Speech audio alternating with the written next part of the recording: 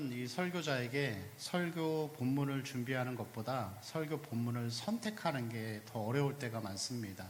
그래서 저도 이 설교를 하면서 3주에 한 번을 설교를 하다 보니까 강해 설교를 하기가 참 이어서 하기가 쉽지 않다 생각해서 여기저기를 방황하면서 했는데 마음을 정하고 창세기를 하기로 했습니다. 그래서 오늘부터 시작해서 창세기를 이제 쭉 강해를 할 터인데 제가 제 예전에 이 주애를 해놨던 부분들을 보니까 창세기에서 설교가 한 100편 정도 나오더라고요. 그래서 100편을 3주에 한 번씩 하려면 한 6년에서 7년을 해야 되는데 그때까지 있을지 모르겠습니다.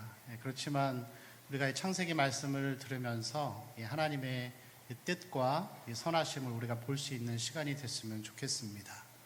이 창세기의 말씀은 50장까지 기록이 되어 있는데 이 창세기의 내용을 보다가 보면은 우리에게 많은 것들을 이야기해 주고 있습니다. 세상이 어떻게 만들어졌는지, 그리고 우주는 어떻게 탄생했는지, 그리고 생명은 어떻게 해서 발생하고 생겨났는지를, 그리고 세상은, 그리고 생명체들은 어떻게 만들어졌는지를 우리에게 보여주면서 이것이 세상이 말하는 어떤 진화론이나 이런 것들을 반대하고 있습니다. 그렇지만 이 창세기의 전체 내용을 보면은 인간이 어떻게 만들어졌고 세상이 어떻게 생겨났는가 하는 이 과학적 검증과 이런 것들은 그렇게 중요하지 않은 것 같습니다. 창세기의 내용을 보면은 창조는 1장과 2장에서 끝이 납니다. 그리고 3장부터는 인간의 타락과 그리고 죄의 삶, 그리고 그 가운데에서 하나님이 사람을 어떻게 구원해 가시는가에 대한 과정들을 우리에게 보여주고 있습니다. 그래서 창세기의 주제는 우리에게 하나님은 어떤 분이시고 하나님의 언약 백성인 우리는 이 땅에서 어떻게 하나님을 경외하고 섬겨야 하는가를 보여주는 것을 그 주제로 하고 있습니다.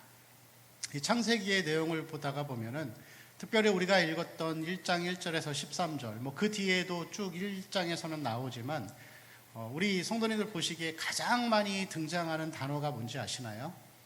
가장 많이 등장하는 단어는 하나님이라는 단어입니다. 거의 모든 구절 안에 하나님이 하면서 이것을 계속해서 말씀하고 있는 것은 이 하나님이 중요하다라는 것을 우리에게 보여주고 있습니다. 고린도전서 1장 1절에서 9절 말씀을 보면 사도 바울이 예수 그리스도, 우리 주 예수 그리스도에 대한 말을 계속 반복하는데 이 뛰어난 수사학자였고 논리자였던 이 사도 바울조차도 1절에서 9절까지의 우리 주 예수 그리스도라는 단어를 10번이나 반복하는 것을 볼 수가 있습니다. 그것은 그 전체의 문맥과 내용 가운데에서 제일 중요한 것은 내용이나 사건이 아니라 하나님 자신임을 우리에게 보여주고 있는 것이죠. 오늘 우리가 보고 있는 이 하나님이라는 분은 어떤 분이십니까? 여기서 나오는 하나님은 인간을 만드실 때의 그 여호와 하나님과는 구별되는 것으로서 1장에서 나오는 하나님은, 창조주 하나님은 엘로힘이라고 그렇게 부르고 있습니다. 엘로힘이라는 하나님은 장엄함과 위엄함, 그리고 거룩함과 어미로우심, 그런 뜻들을 가지고 있죠. 이것은 단수로 기록되어 있지만 이 히브리인들은 특별하게 어떤 중요하거나 존귀하고 장엄한 것을 표현할 때 복수를 쓰는 것을 볼 수가 있는데, 그래서 이 단어는 단수이지만 장엄 복수로 쓰여진 그런 단어라고 할 수가 있습니다.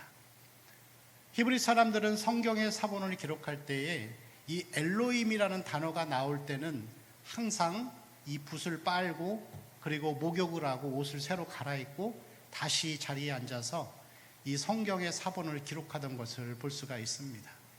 그들이 얼마나 이 하나님을 어미롭고 엄숙하게 섬겼는지를 보여주는 그런 내용들이죠. 구약 성경의 말씀에서도 보면은 이 성막의 이 지성소에 들어갈 때에도 이 대제사장이 1년에 한 번만 들어갈 수 있었습니다. 그렇지만 들어갈 때에도 발에는 끈을 묶고 방울이 달리는 옷을 입고 들어가서 그곳에서 제사를 지내죠. 거룩하신 하나님은 제사를 조금이라도 잘못 지내면 1년에 단 한 번 들어가는 대제사장을 그 자리에서 쳐서 죽이십니다. 하나님은 얼마나 진노하시고 공의로우신지를 보여주는 내용이죠. 그럼 백성들은 밖에서 소리를 잘 듣다가 방울 소리가 나지 않으면 그 줄을 끌어내서 이 죽은 대제사장을 이렇게 끌어내는 그런 것들을 볼 수가 있습니다. 얼마나 이 엘로힘이라는 단어 자체가 이스라엘 백성들에게는 장엄하고 거룩하고 대할 수 없는 존재였는지 그들은 엘로힘이라고 말하지 않고 이 단어를 아도나이 그렇게 표현하는 것을 볼 수가 있습니다. 여러분, 그래서 우리가 생활하는 이 신앙의 목적은 구원받는 게 1차적인 목적이 아닙니다. 구원은 그 다음이고 구원의 첫째 목적은 하나님께 영광 돌리는 것이죠. 하나님을 영화롭게 하는 것이 구원입니다. 그래서 교회는 항상 하나님만 말해야 되고 어떻게 우리가 구원을 받았는지 이 십자가 복음에 대해서 우리는 항상 그것을 기억하고 되새기고 하나님이 우리에게 베푸신 그 은혜와 사랑이 얼마나 큰지를 우리는 늘 말하고 그것을 찬송하고 나아가야 하는 것이죠. 이러한 하나님의 엘로힘 하나님, 어미하시고 거룩하신 하나님은 구약에만 계신 것이 아니라 신약에도 동일합니다. 왜냐하면 하나님은 성품이 변하지 않으세요. 영원하신 하나님이십니다. 한결같으신 하나님이시죠. 그런데 여러분, 우리는 주님 앞에 나아올 때 이 어미로우신 하나님 앞에 보좌 앞에 나아오는데도 우리가 그냥 막 나와도 별로 이렇게 타격이 없습니다. 왜 그렇죠? 우리 위해 죽으신 십자가의 그 보혈, 예수 그리스도가 우리를 보호하고 계시기 때문에 그렇습니다. 보혈의 공로를 통해서 우리가 이 자리에 담대하게 나올 수 있는 것이죠. 여러분, 우리는 신앙생활을 하면서 구약의 이스라엘 백성들이 그러했듯이 하나님을 경외하고 그분의 어미하심을 찬양하고 그분 앞에 우리가 경외감의 마음으로 두려운 마음으로 순종해야 할 필요가 있는 것이죠. 구약은 공의의 하나님이고 신약은 사랑의 하나님이 아니라 하나님은 동일하십니다. 그렇지만 오늘날의 이 교회를 보면은 그냥 한마디로 표현하면 신앙의 경박함이라고 표현할 수 있습니다. 성경을 피상적으로 보게 되죠. 그건 어떤 한 나라의 문제가 아니라 한국이나 미국이나 유럽이나 마찬가지로 이 시대 자체가 인본주의의 시대가 되다 보니까 하나님을 높이고 하나님을 경외하며 나아가는 그런 자리가 되기보다 예배도 찬양도 모든 부분들이 사람 중심이 되어지고 하나님보다 사람을 더 기쁘게 하는 일들을 더 많이 하게 되는 시대가 되어버렸습니다. 영국 교회가 100년 전만 해도 큰 교회들이 많았습니다. 그러나 지금이 아니라 1980년도에 들어서 50명 모이는 교회가 거의 없었다고 하더라고요. 그 이후에는 많은 이유들이 있죠. WCC 운동도 있었고 여러 가지 있었지만 그 중에 하나가 성경을 이성의 눈으로 본 거예요. 그것을 고등비평이라고 합니다. 우리가 성경을 볼 때 홍해가 갈라지고 하나님이 행하신 거 믿으시죠? 그걸 믿어야 되는데 이성의 눈으로 봤을 때 과학의 논리로 믿어지는 것만 믿는 거예요. 그 성경을 다 난도질 시켜버린 거예요. 하나님의 말씀, 인격이신 하나님의 말씀을 사람의 기준으로 나는 내가 믿을 것만 믿어 하면서 성경을 난도질 시켜버리니까 하나님이 영광을 거둬가시는 거죠. 이러한 인본주의의 모습은 여전히 우리 이 한국교회 안에도 들어와 있고 우리도 그것들을 많이 경계해야 할 시대가 되었습니다. 물론 우리는 성경을 완전 축자 영감설이라고 해서 한 글자 한 글자까지도 다 하나님의 말씀으로 믿습니다. 그렇지만 여러분, 우리가 삶의 곳곳, 신앙의 곳곳에서 드러나는 모습을 보면은 사람 중심의 부분들이 많이 있어요. 은근히 그 부분에 우리는 물들어 있는 것이 많죠. 제가 물어볼게요, 여러분. 찬송가 부르실 때 앞에 찬양이 좋으세요? 뒤에 찬양이 좋으세요? 앞에 찬양은 주로 하나님을 영광 돌리는 찬양들. 근데 뒤에 찬양은 하나님의 인도와 보호, 지금까지 지내온 거, 다 주의 크신 은혜라. 내 삶의 어떤 어려움과 힘든 것들과 결합해서 찬송을 부르면서 눈물이 나고 은혜가 나죠. 그렇지만 상대적으로 극명하게는 아니겠지만 하나님을 높이고 하나님을 영화롭게 하는 찬양에 있어서는 우리가 상당히 좀 인색한 그런 모습으로 살고 있다는 것이죠. 여러분, 찬양은 서정적인 찬양과 서사적인 찬양이 있습니다. 서사적인 찬양은 말 그대로 사실과 진실로 기록한 가사가 서사적인 찬양이에요. 그래서 찬양을 드릴 때 뭐 성경에 나오는 시편의 그런 이 성경 구절을 토대로 해서 그 성경 구절로 만든 것이 서사적인 찬양이에요. 그럼 서정적인 찬양은 뭐냐면 주관적인 찬양이라고 해서 하나님이 나를 지키시고 도우시고 함께 하시고 보호하시고 사람 중심의 찬양을 서정적인 찬양이라고 하는 거예요. 그런데 여러분, 성경을 보면은 분명히 우리에게 찬양을 부르고 경배를 돌릴 때 순서가 있어요. 시편 100편 말씀을 보면은 100편 4절 말씀에 이런 말씀이 있습니다. 시편 100편 4절입니다. 한번 같이 읽을까요? 시작. 감사함으로 그의 문에 들어가며 찬송함으로 그의 궁정에 들어가서 그에게 감사하며 그의 이름을 송축할지어다. 자, 찬송함으로 들어가는데 이 성막에 들어가는 거예요. 근데 성막은 이 뜰이 있고 성소가 있고 지성소가 있습니다. 그러면 이 뜰에서 회개하고 감사하는 내용을 담고 있잖아요. 번제단에서. 그래서 처음에 찬양을 드릴 때도 감사함의 찬양을 드리는 거예요. 그런 찬양이죠. 하나님께 감사의 찬양, 그리고 회개하는 찬양들, 하나님 나를 지켜주셔서 감사하고 서정적인 찬양들을 하는 거예요. 그리고 그 다음에 그의 궁정에 들어가서 그 문에 들어가서 찬송하는 거예요. 찬송, 하나님을 높이는 거예요. 뭐 창조주 하나님께 영광을 하면서 하나님을 높이는 거예요. 그리고 마지막으로 우리가 찬양을 드릴 때 그의 이름을 송축하는 거예요. 송축은 경배하다라는 거예요. 찬양은 하나님을 높이는 거고 경배는 하나님 앞에 나를 낮추고 하나님을 높이는 겁니다. 그래서 이렇게 마지막 하나님을 경배하는 찬양을 할 때는 뭐 그런 찬양을 하면 되겠죠. 뭐 다 주의 크신 이름 높이며 그의 이름 찬양하지어다.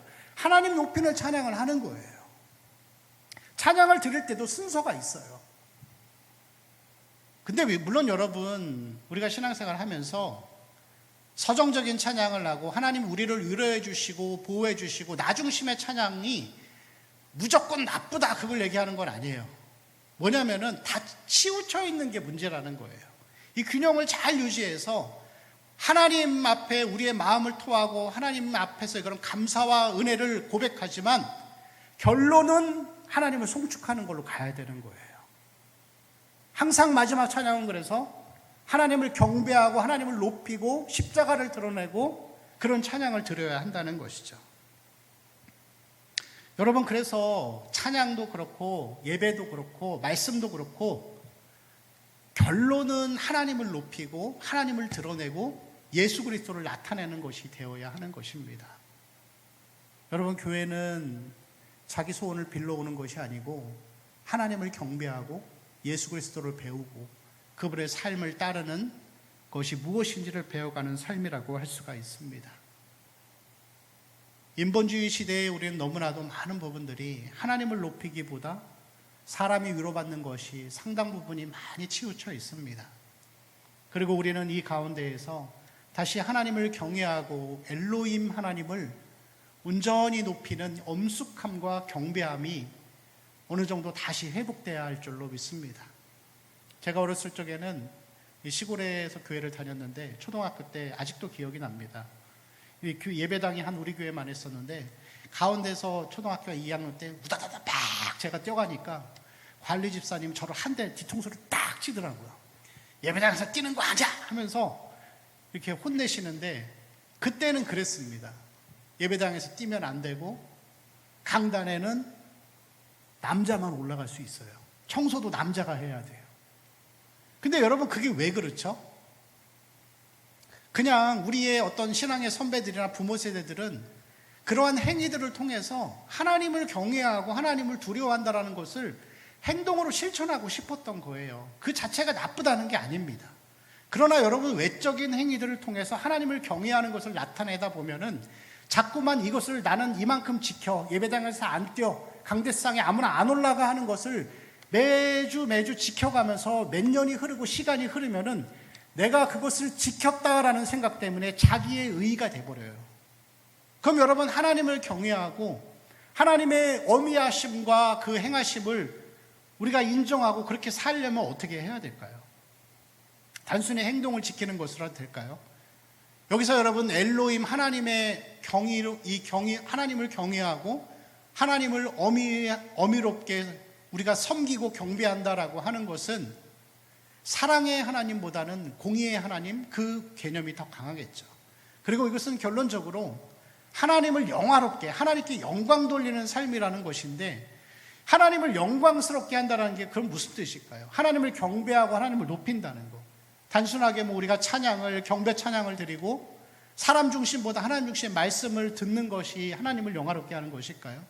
물론 그것도 1차적인 목적으로는 맞습니다. 그렇지만 우리의 삶 가운데에서 실생활에서 하나님을 경배하고 하나님께 영광 돌린다라고 하는 것은 하나님께 우선순위를 드는 것을 얘기하는 거예요. 여러분, 하나님 앞에 하나님을 우선순위 드는 것, 자녀를 양육할 때에도 세상의 성공보다 하나님을 더 알기를 바라고 신앙을 가지기를 원하고, 여러분 사업을 할 때에도 불법을 행하지 않고 좀 물질의 손해를 보더라도 하나님 뜻대로 하려고 하는 자세, 하나님 영광을 위한 거죠. 근데 제가 여러분 물어볼게요. 작은 거는 우리가 지킬 수 있는데 큰 거에는 잘 못 지켜요. 사업하시다가 조금 불법을 행하면 더 많은 돈을 벌 수 있으면 그렇게 하시겠어요?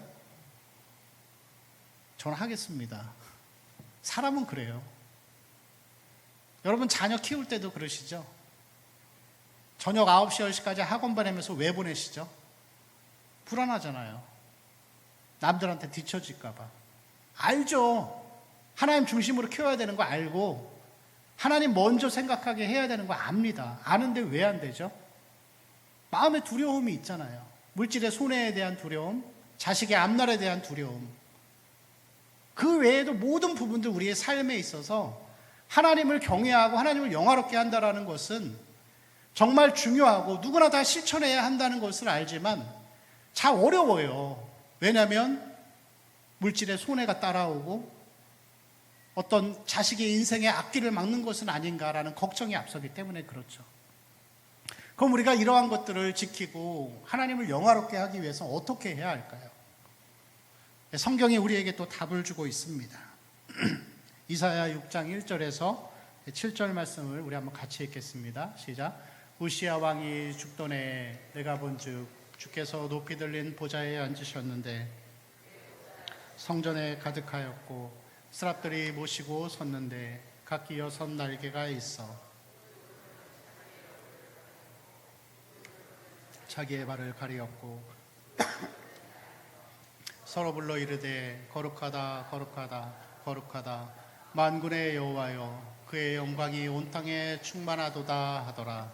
이같이 화답하는 자의 소리로 말미암아 문지방의 터가 요동하며 성전의 연기가 충만한지라. 그때 내가 말하되 바로다 나여 망하게 되었도다. 나는 입술이 부정한 사람이요 나는 입술이 부정한 백성 중에 거주하면서 만군의 여호와이신 왕을 배었음이로다 하였더라.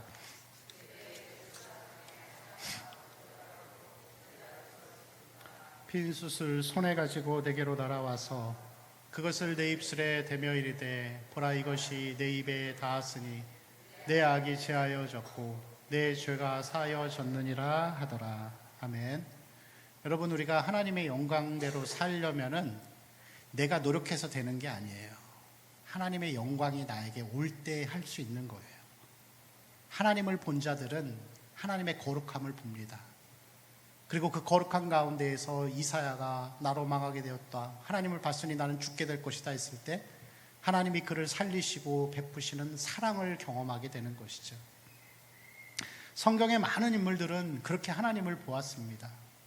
기드온이 하나님의 사명을 감당하기 전에 하나님을 보았습니다.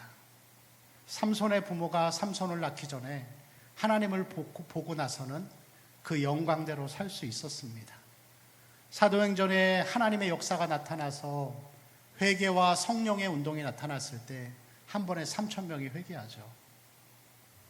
그리고 그때에 모든 사람들이 은혜 충만, 성령 충만해서 자기가 가지고 있던 재산을 내어놓고 그것을 통용했다 그랬습니다. 우리가 애쓰는 것이 아니라 하나님의 영광이 우리에게 임할 때 그 역사가 나타나는 것입니다. 여러분, 그래서 우리가 하나님의 영광을 위해 살기를 원하시고 하나님의 은혜 안에서 그분을 경외하는 삶을 살고자 한다면 하나님의 영광을 볼 수 있게 해달라고 기도해야 할 줄로 믿습니다. 모세가 그렇게 기도했죠.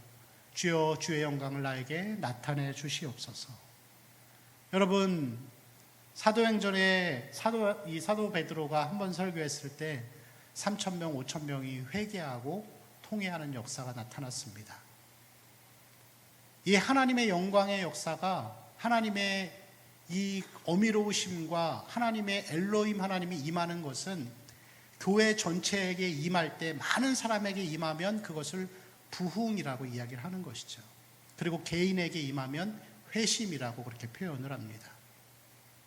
여러분, 보여지지 않지만, 일반 역사에 나타나지 않지만 영국의 교회가, 영국 사회가 지금의 강대국이 될 수 있었고, 미국이라는 나라가 담대하게 지금 강대국이 될 수 있었고, 또 우리나라가 이만큼 살 수 있었던 것도 그때마다 하나님이 한 사람 한 사람을 통해서 부흥의 역사가 나타났기 때문에 가능한 것이었습니다.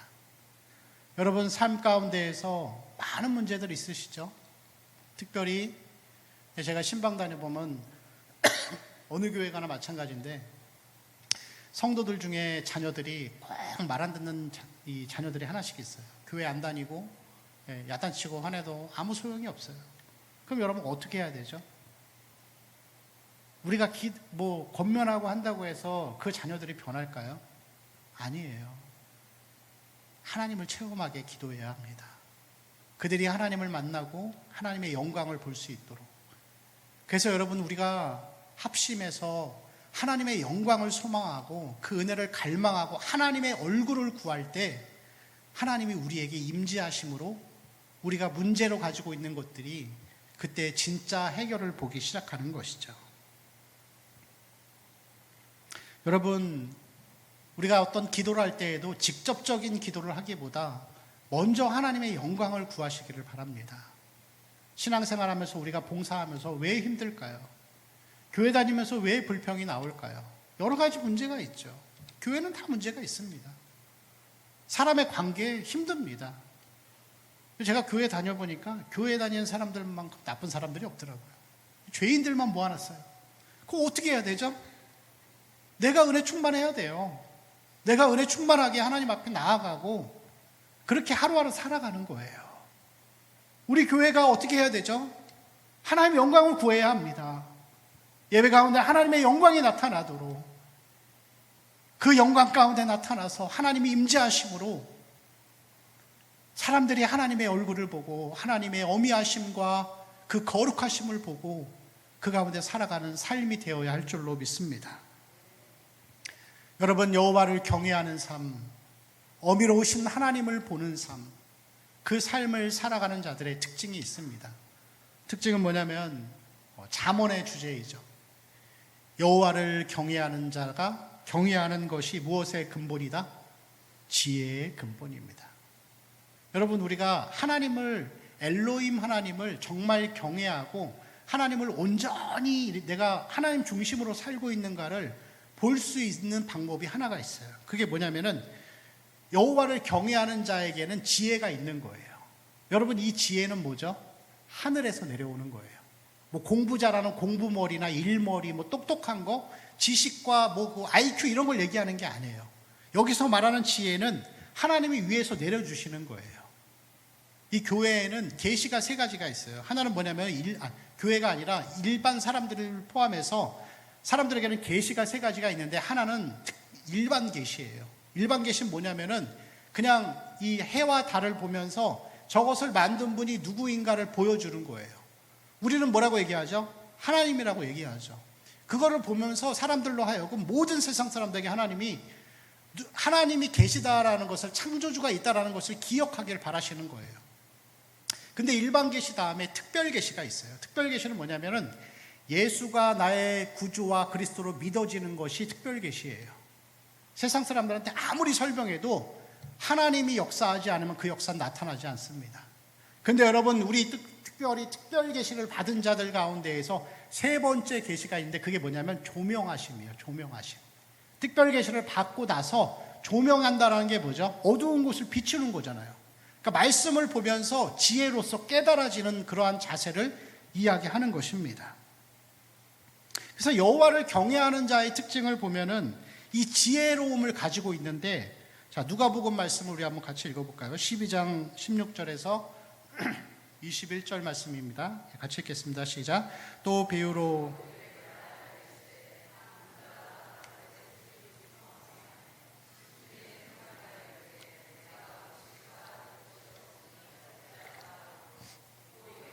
내가 이렇게 하리라. 내 곡간을 헐고 더 크게 짓고 내 모든 곡식과 물건을 거기 쌓아두리라. 또 내가 내 영혼에게 이르되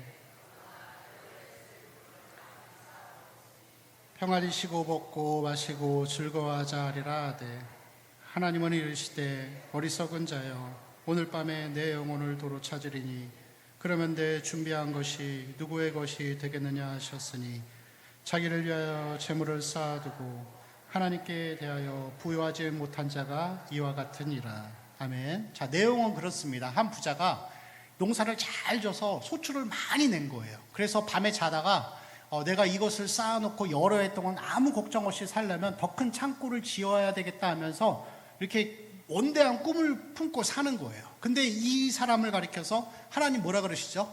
어리석은 자요, 내가 오늘 밤 내 영혼을 도로 찾으면 그 모든 재산이 누구 것이 되겠느냐. 여러분, 이게 무슨 얘기를 하는 거냐면은 이 말씀을 예수께서 하신 다음에 그 다음에 나오는 내용이 뭐냐면은 들의 백합화를 생각하여 보라. 뭐 이 심지도 거두지도 않지만 뭐 그런 내용들이에요. 참새 그 산상설교에 나왔던 하나님이 매일매일 먹이고 입히신다라고 하면서 내일 일은 내일 염려하라는 거예요. 여러분, 이게 무슨 얘기냐면은 우리가 신앙생활을 하면서 예수 믿고 구원 받았지만 여전히 우리에게는 이 부자와 같은 자세가 있어요. 내가 열심히 공부하고 열심히 모아가지고 좀 노년에는 좀 행복하게 좀 걱정 없이 살아보자 하면서 하나의 어떤 이 세상에서의 목표를 설정한 거예요. 그래서 그렇게 이야기하는 거죠. 몇 세까지 돈을 벌고 그 다음에 어디에다가 집을 사고 거기서 행복한 전원의 꿈을 꾸자. 이게 제 꿈이었어요. 근데 여러분, 제가 이 신앙생활 가운데 많은 연단과 고난을 받으면서 생각이 바뀌었어요. 뭐냐면 오늘 하루만 사는 거예요. 우리 연세 많으신 우리 성도님들께 제가 이렇게 말씀드리는 게 좀 신뢰가 될지 모르겠습니다. 근데 저는 깨달은 게 그거예요. 인생 뭐 있어요? 그냥 오늘 하루 건강 주셨으니 하나님께 기도하고 오늘 하루 가족에게 최선을 다하고 최선을 다해 사는 거예요. 내일은 내일이 하는 겁니다. 여러분, 이게 굉장히 계획성 없고 자세가 잘못되었고 뭐 저축을 하지 말라 그런 얘기가 아니에요.